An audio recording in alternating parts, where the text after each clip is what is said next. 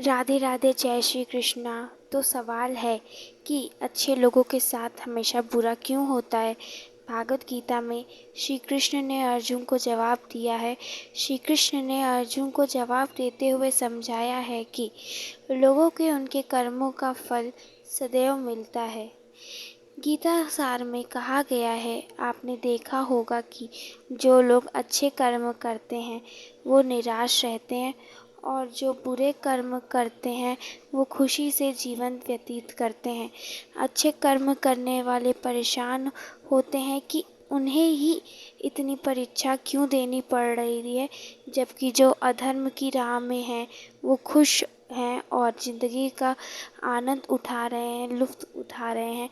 अगर आपके मन में भी ये सवाल आया है तो आज हम आपको इसका जवाब देंगे। ये जवाब वो है जो भागवत गीता में लिखा है और श्री कृष्ण ने अर्जुन को दिया था। भागवत गीता में वर्णित कथा है के अनुसार जब भी अर्जुन को कोई दुविधा होती थी तो वो श्री कृष्ण के पास आ जाते थे। एक बार की बात है, अर्जुन ने भगवान श्री कृष्ण के नज़दीक आकर कहा कि वो समस्या में हैं और इसका जवाब वो श्री कृष्ण से ही चाहते हैं।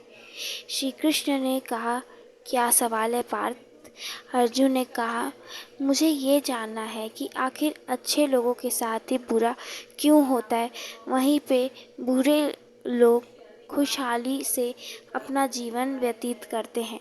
अर्जुन की वाणी से ऐसी बातें सुनकर श्री कृष्ण मुस्कुराए और कहा, मनुष्य जैसा सोचता है और महसूस करता है वैसा कुछ नहीं होता, बल्कि अज्ञानतावश से वो सच्चाई नहीं समझ पाता है।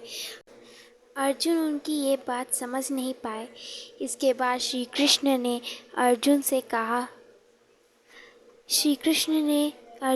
कहा, पार्थ, मैं तुम्हें एक कथा सुनाता हूँ, उससे तुम समझ जाओगे कि मनुष्य को उसके कर्म के हिसाब से ही उसको फल मिलता है।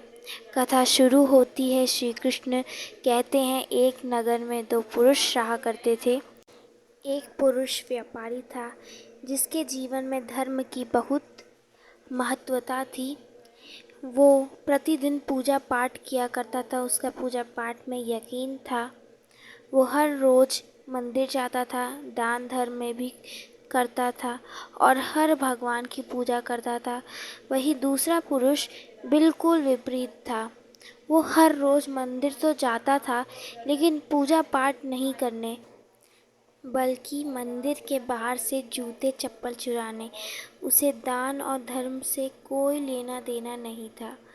समय गुजरा और एक दिन बहुत ज़ोर की बारिश हुई।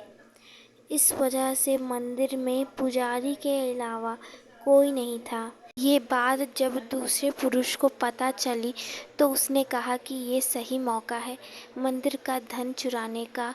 उसने मंदिर का सारा धन, पूरा धन पंडित के नज़र से बचते बचते चुरा लिया। उसी समय धर्म कर्म से विश्वास रखने वाले व्यक्ति भी मंदिर पहुँचे। दुर्भाग्यवश मंदिर के पुजारी ने उसे ही चोर समझ लिया और चिल्लाने लगा। वहाँ लोग इकट्ठा हो गए और उसे बहुत मारा। किसी तरह वो अपनी प्राण बचाकर भाग, लेकिन दुर्भाग्य ने उसका साथ नहीं छोड़ा।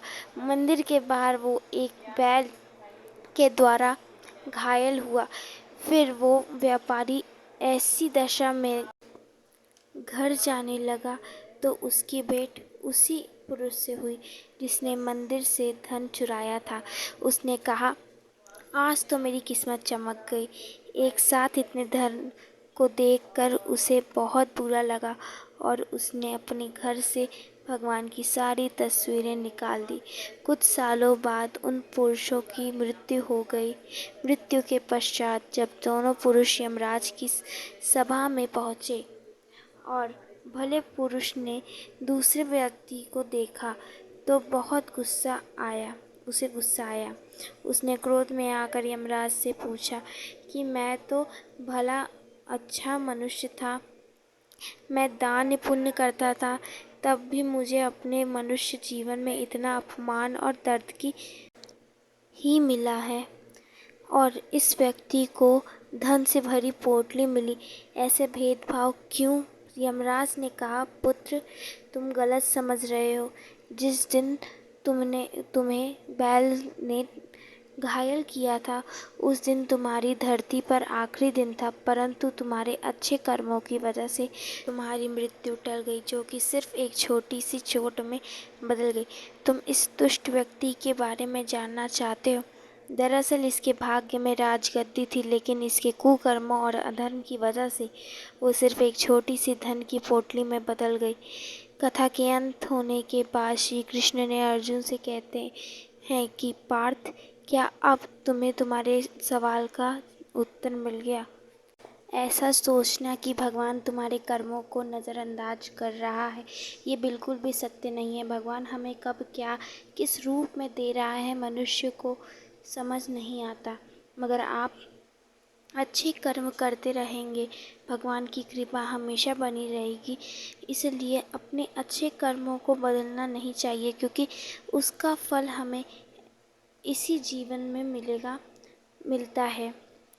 इसलिए मनुष्य का फ़र्ज़ है कि वो हमेशा अच्छे कर्म करते रहे, क्योंकि श्री कृष्ण ने गीता में भी बताया है कि किसी के द्वारा किया गया कर्म बेकार नहीं जाता, चाहे वो अच्छा हो या बुरा। जय श्री कृष्णा।